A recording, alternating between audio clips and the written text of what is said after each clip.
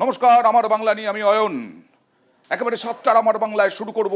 আবার নিয়োগ দুর্নীতি বাতিলের হুঁশিয়ারি। 2014 টেটে 60,000 নিয়োগ বাতিলের হুঁশিয়ারি বিচারপতির। কথা বলবো প্রতিনিধি অর্ণবের সঙ্গে। অর্ণব, কেন আবার এই হুঁশিয়ারি? 2014 টেটে কবে কোন কোন সালে নিয়োগ হয়েছিল এবং কত নিয়োগ?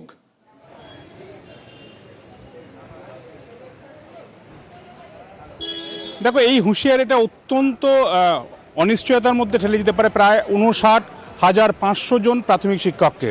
কারণ এর আগে বিচারপতি অভিজিৎ গঙ্গোপাধ্যায়ের যে রায়, তাতে দেখেছিলাম আমরা যে 32 থেকে 33,000 চাকরি বাতিলের তিনি নির্দেশ দিয়েছিলেন, এবং সেক্ষেত্রে একটা অ্যাপটিটিউড টেস্ট, ইন্টারভিউ সেটা হয়নি বলে। কিন্তু সেই একটা নিয়োগ প্রক্রিয়া, সেটা তো 2016 নিয়োগ প্রক্রিয়া। বিচারপতি রাজাশেখর মান্থা বলছেন 2014 টেট সেটাকেই তিনি বাতিল করবেন, কারণ এই টেটই যত কাণ্ড। কারণ একটা টেট পরীক্ষা হচ্ছে, সেই পরীক্ষার কেন অরিজিনাল ওএমআর সেটা থাকবে না। সিবিআই এর কাছ থেকে এটা জানার পর অরিজিনাল ওএমআর পাওয়া যাচ্ছে না, সেটা ডিজিটাইজ ফরম্যাটে কার্যত একটা বাঁকা পথে সেটাকে সংরক্ষণের চেষ্টা হয়েছে। কেন সেটার পিডিএফ থাকবে না, স্ক্যান কপি থাকবে না? বিচারপতি প্রশ্ন তুললেন এবং তারপরই সিবিআই এর কাছ থেকে জানতে চাইলেন তাদের কাছে কি তথ্য রয়েছে। অরিজিনাল ওএমআর তারা জানিয়েছে সিবিআই যে না, তাদের কাছেও নেই। এই ক্ষেত্রে ডিজিটাল যে ফুটপ্রিন্ট, যে কোনো হার্ড ডিস্কে, কম্পিউটার বা আমরা ল্যাপটপ, মোবাইল যাই বলি না কেন, কোনো কিছু ডিলিট করলে তার একটা মিরর ইমেজ থাকে, যেটাকে ডিজিটাল ফুটপ্রিন্ট বলা হয়। সেই ডিজিটাল ফুটপ্রিন্ট ঘিরে এই অরিজিনাল ওএমআর এর তথ্য কি রিট্রিভ করা সম্ভব কি সম্ভব নয়, এই পুরো বিষয়টা সিবিআই রিপোর্ট আকারে জানাবে আদালতকে, এবং তারপরেই আদালত বিষয়টার পরবর্তীতে তার পদক্ষেপের কথা জানাবে। কিন্তু আজ তিনি হুঁশিয়ারি দিয়েছেন, এটা যদি হয় আসল ওএমআর নেই, এই যদি কারচুপির বহর হয়, তাহলে তিনি 2014 টেটই বাতিল করে দেবেন। টেট বাতিল করা মানে 2014, 2016 42,968 চাকরি বাতিলের হুঁশিয়ারি, পাশাপাশি 2020 16,500 চাকরি বাতিলের হুঁশিয়ারি। সেদিক থেকে এটা একটা বড় উদ্বেগের 60,000 প্রাথমিকে শিক্ষকদের ক্ষেত্রে। আবার আজকে আবার নিয়োগের নির্দেশ হলো। হাওড়ায় প্রাথমিক নিয়োগের নির্দেশ হাইকোর্টের। হাওড়া ডিপিএসসিতে চাকরি পাচ্ছেন 151 জন। কথা বলবো প্রতিনিধি, আরো একবার চলে যাব, কথা বলবো প্রতিনিধি অর্ণবের সঙ্গে। অর্ণব, এইটা আটকে ছিল কেন এই নিয়োগ?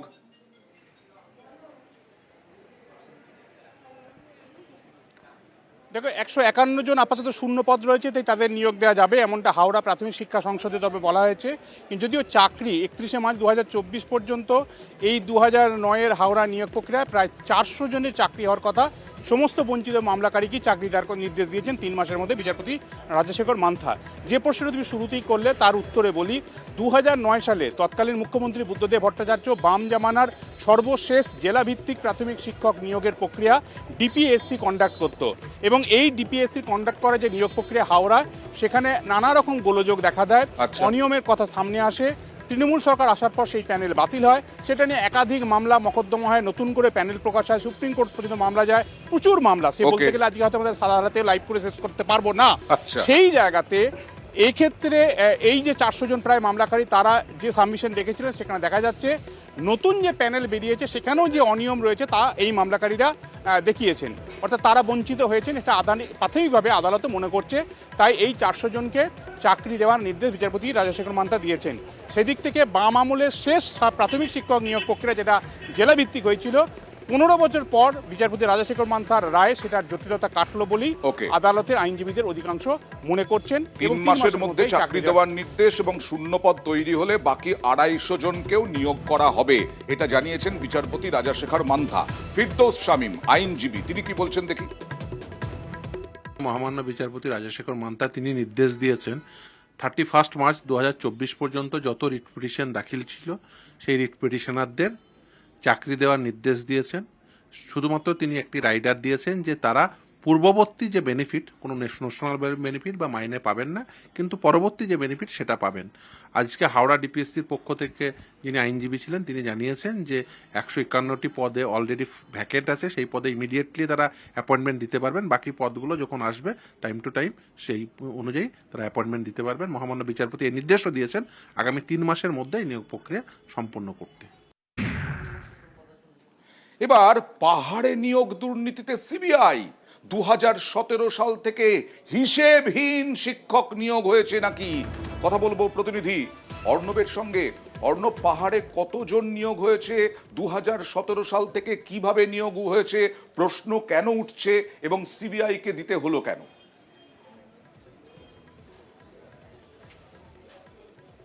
দেখো, বিচারপতি বিশ্বজিৎ বসু আজ নির্দেশ দিয়েছেন, সেই নির্দেশের দুটো মূল পার্ট।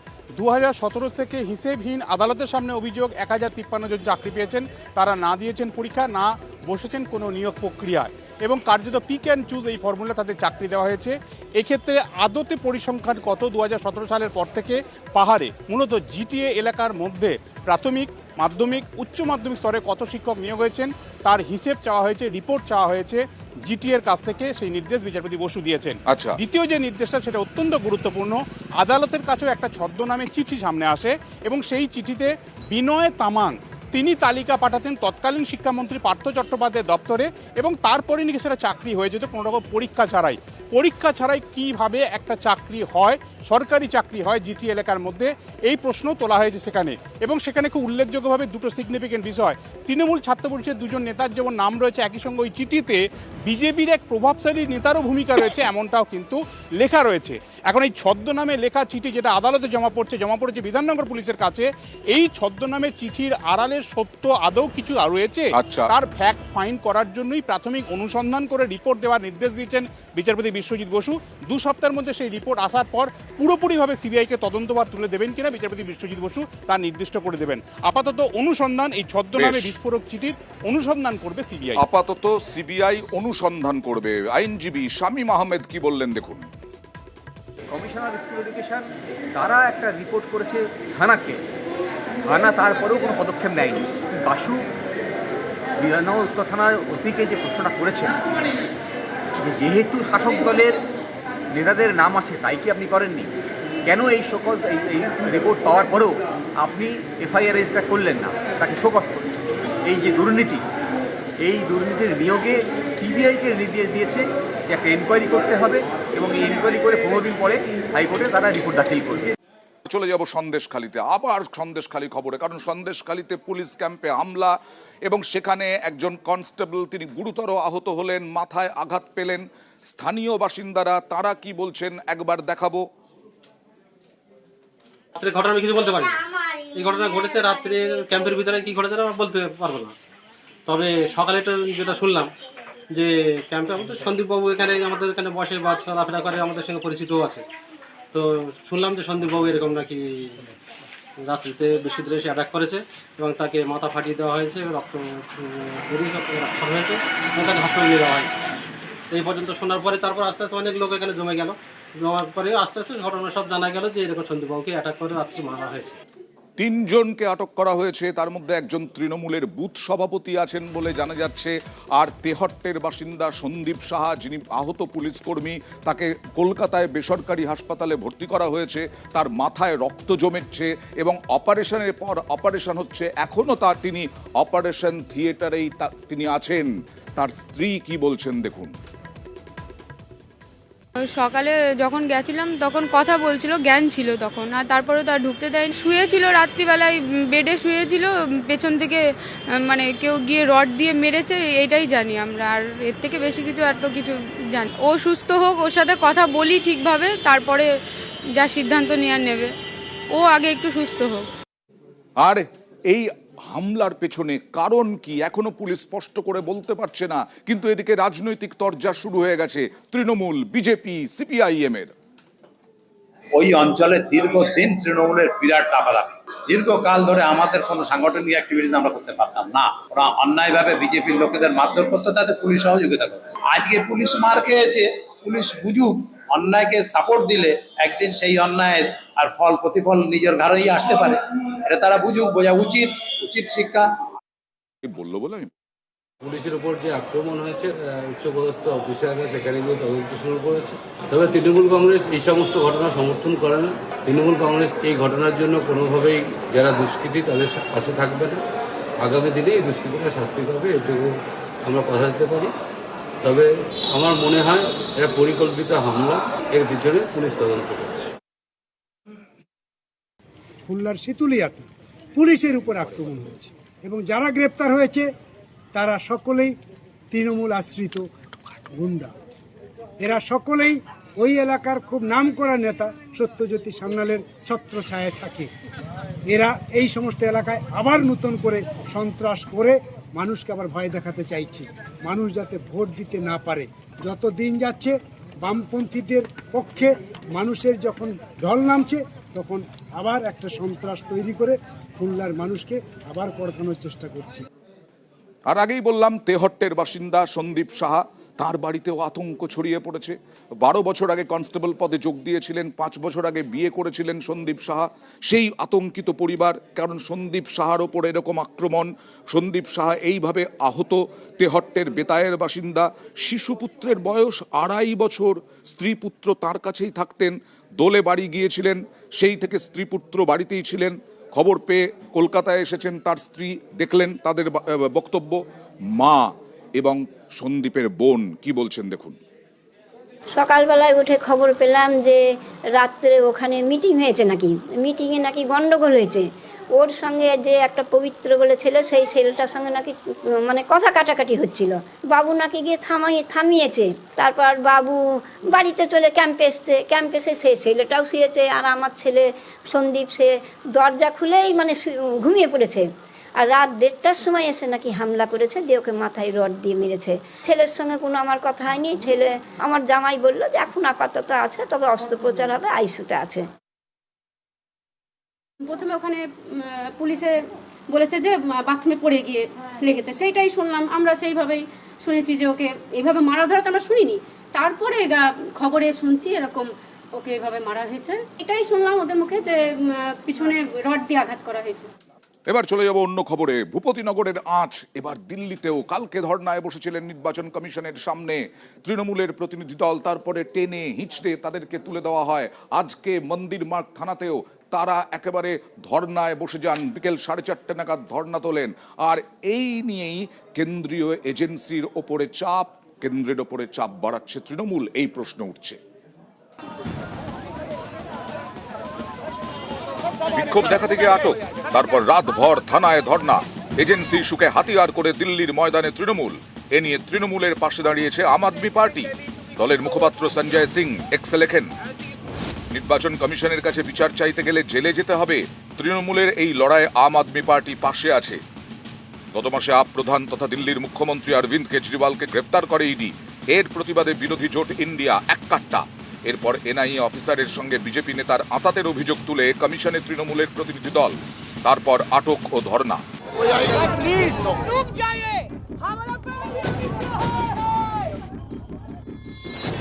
ধর্নায় বসা তৃণমূলের প্রতিনিধি দলের সঙ্গে মঙ্গলবার দেখা করেন আপ নেতা সৌরভ ভরদ্বাজ।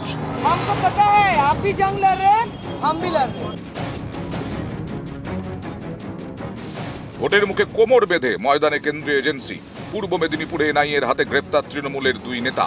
এছাড়াও ওই জেলার 30 তৃণমূল নেতাকর্মীকে 2021-এর মামলায় তলব করেছে সিবিআই। প্রতিবাদে আসরে তৃণমূল। তাদের অভিযোগ, ভোটের মুখে কেন্দ্রীয় এজেন্সির অপব্যবহার করছে কেন্দ্রীয় সরকার, রাজনৈতিক উদ্দেশ্যে ব্যবহার করছে যাতে তৃণমূলকে বিপাকে ফেলা যায়। এই এজেন্সি ইস্যুকে দিল্লি নিয়ে গেছে তৃণমূল।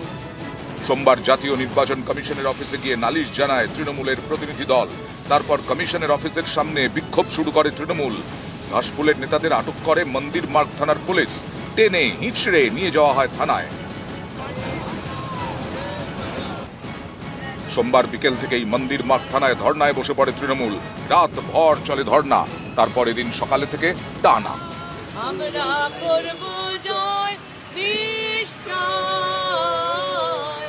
মাইক একটু আগে বলল থানার পুলিশ অফিসারদের পক্ষ থেকে যে আমরা এমপিরা নাকি স্বতন্ত্র আছি, ছুটকারা নাকি আমাদের কাল সন্ধ্যেবেলা মিলে গেছে, তাহলে আমরা এখানে বসে না থেকে চলে যাই।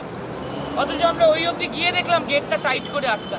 যদি হয়তো মুমকিন হয়, ওরা যা করবে তাই, ওরা যেমন বলবে তেমন সিবিআই, ইডি, এনআইএ, আইটি অপোজিশনকে হ্যারাস করবে। ইলেকশন কমিশনকে আমরা এটাই বলেছি कि Delhi police, NIA, ED, CBI, income tax सब की सब भारतीय जनता पार्टी के प्रचार के अंदर व्यस्त है। गेट बंद है, ताला लगा हुआ है, पुलिस खड़ी हुई है और कह रहे हैं कि साहब हमने इनको छोड़ दिया। तो वो क्या कूद कूद के आ रहे हैं बाहर?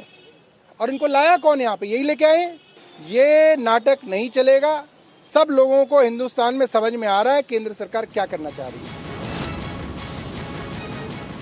अनपरमिटेड प्रोटेस्ट था जो रोड ब्लॉक की थी, उसके लिए डिटेन किया गया था और मंदिर मार्ग थाने में उनको ले जाके फ्री कर दिया गया था। इवनिंग में सनसेट से पहले ही बता दिया गया था कि वो फ्री है, वो अपनी इच्छा से जब चाहें तब जा सकते हैं। कल शाम को ही उनको फ्री कर दिया गया था। মঙ্গলবার বিকেল 4:30 নাগাদ দিল্লির মন্দির মার্গ থানা থেকে ধর্ণা তুলে নেয় তৃণমূল। इनकम टैक्स के चीफ को, 4 चीफ को बदलना चाहिए अभी इसी वक्त, क्योंकि लेवल प्लेइंग फील्ड नहीं है।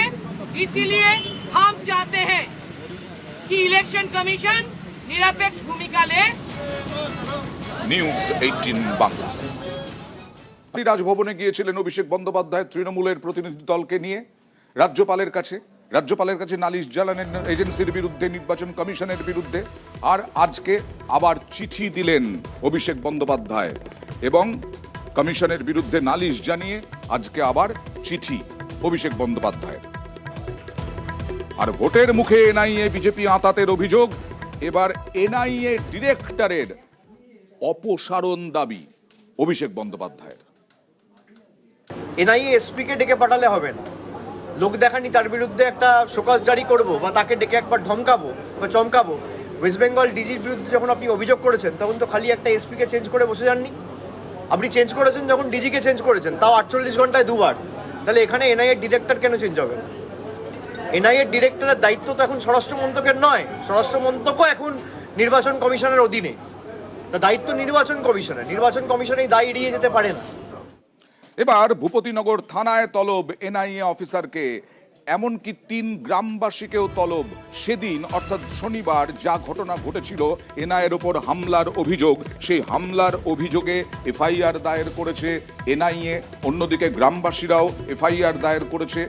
ভূপতিনগর থানার পুলিশ তারা দুতরফেই তদন্ত করছে এবং এনআইএ অফিসারকে তলব করা হয়েছে এবং ভূপতিনগরের 3 গ্রামবাসীকেও তলব করা হয়েছে।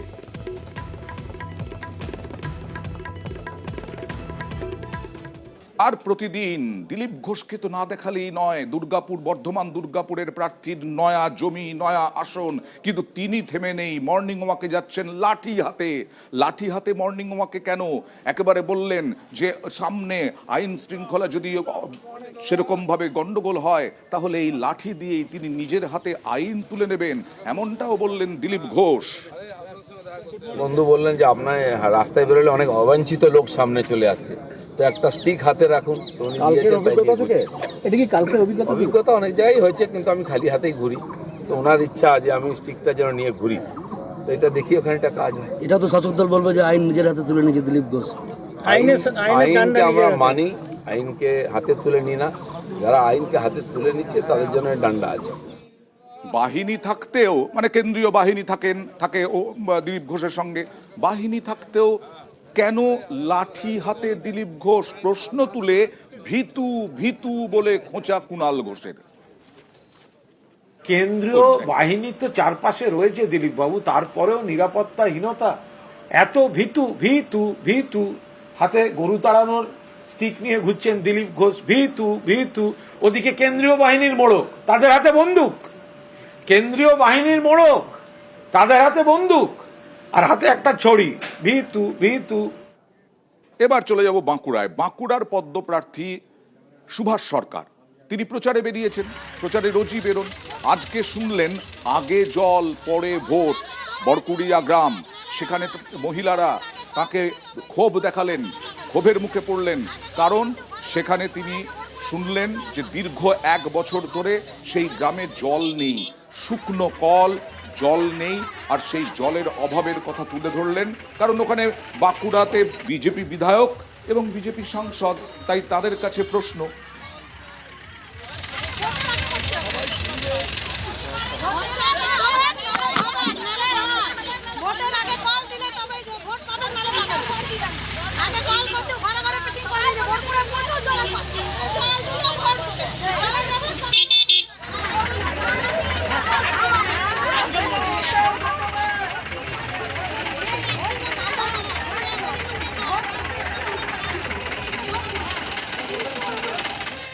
জলের সমস্যার জন্য আটকালাম, জলের খুবই কষ্ট।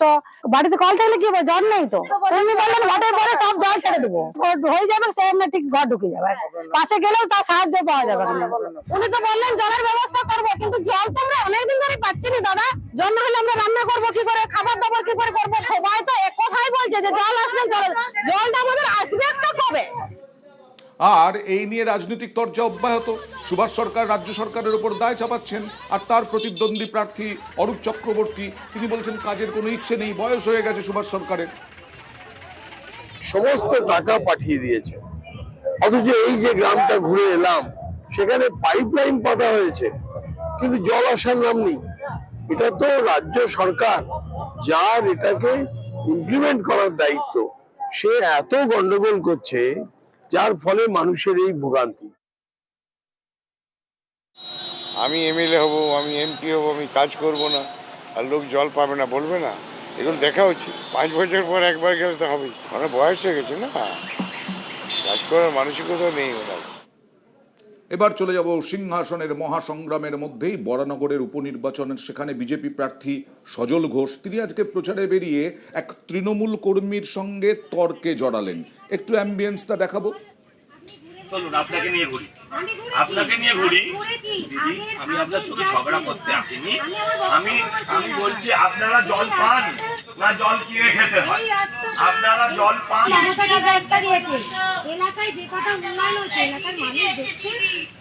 হ্যাঁ দেখছে, ভোটে দেখিয়ে দেবে। এত উন্নয়ন হয়েছে যে একটা রাজনৈতিক প্রার্থী পাননি আপনারা, একটা রাজনৈতিক প্রার্থী পেলেও বুঝতাম এত উন্নয়ন হয়েছে। আপনি রাস্তা হয়েছে, আমি তো বলিনি রাস্তা হয়নি, কিন্তু আমার প্রশ্ন হচ্ছে যে বাড়িতে আজকে জল কিনে খেতে হয়। কন্যাশ্রী দিয়েছেন, চাকরি দিয়েছেন দিদি, কন্যাদের দিয়েছি দিয়েছি দিয়েছি, এক্ষুনি দেখাচ্ছি, এক সেকেন্ড দিদি দাঁড়ান না। সজল ঘোষ আর সৌগত রায় পাল্টা কি বললেন দেখুন। উনি বলেছেন দিদি লক্ষ্মী ভান্ডার দিচ্ছেন, আমি বলছি দিদি কেন জল দিচ্ছেন না?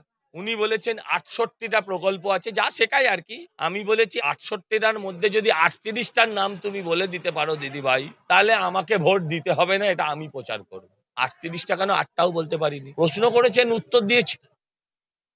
বলবো এটা অভ্যাসবশত করেছে। আমি দেখলাম যে যাদের সাথে বাকবিতণ্ডা হচ্ছে তারা সব মহিলা। কোনো ভদ্র মানুষ কখনো মহিলাদের সাথে বাকবিতণ্ডা করে? সজল অন্যায় করেছে, এই অভ্যেস ছাড়তে পারছে না। মাঝে মধ্যেই বলি না, আমার বাংলায় অবাক করা খবর দেখায়। এই যে চেয়ার, এই চেয়ার নিয়েই তো যত লড়াই, কুর্সির জন্য যুদ্ধ, সেই কুর্সি গেল চুরি। অবাক কাণ্ড বাঁকুড়ায়, তৃণমূলের অফিস থেকে চেয়ার টেবিল শতরঞ্চি সব চুরি। বিজেপির অফিস থেকেও চেয়ার টেবিল শতরঞ্চি শুধু নয়, ফ্ল্যাগও চুরি। দেখুন।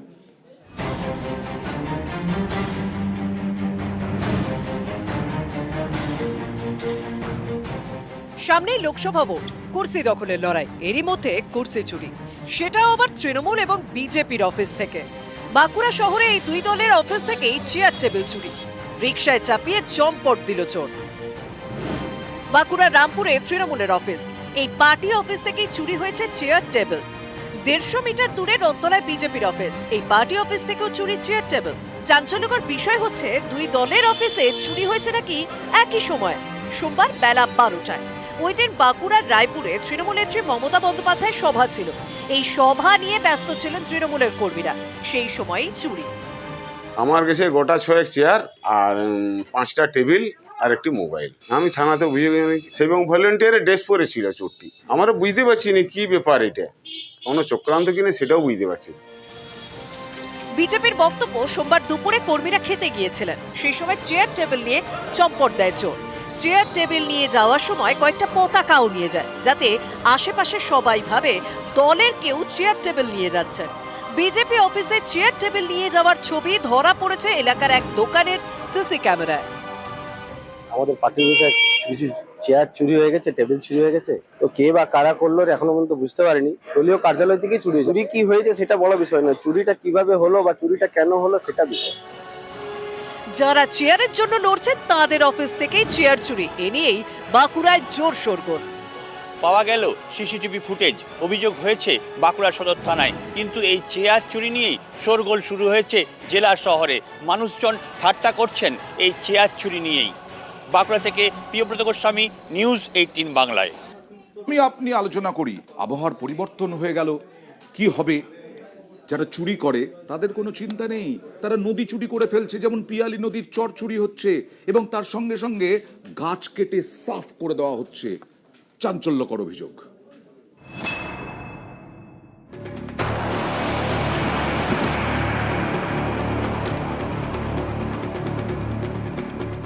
দক্ষিণ 24 পরগনার কুলতলির কুন্দখালী গোদাবর গ্রাম পঞ্চায়েত। এখানকার কেল্লা অম্বিকানগরের পাশ দিয়ে বয়ে গেছে পিয়ালি নদী। এই নদীর চর দখল করে তৈরি হচ্ছে বাড়ি। আমাদের জায়গা জমি নেই, তাই একটু চেপে থাকার জন্য ঘরটা একটা করছি। সবাই ঘর বেঁধেছে এখানে, আরও আছে, আমরা দেখা দেখি বাঁধছি। হয়তো যদি বন দপ্তরে অসুবিধা হয় ঘর তুলে নেবো। ছেলেরা বেঁধিয়েছে, কিছু টাকা পয়সা নিয়ে সব বেঁধে দেয়। পিয়ালি নদীর দুপাশে চড়া পড়েছে। সেচ দপ্তরের এই জমিতে রয়েছে প্রচুর গাছ। কেল্লা অম্বিকানগরে এই নদীর চরই একটু একটু করে দখল হয়ে যাচ্ছে। কেটে ফেলা হচ্ছে গাছ, তৈরি হচ্ছে একের পর এক বাড়ি।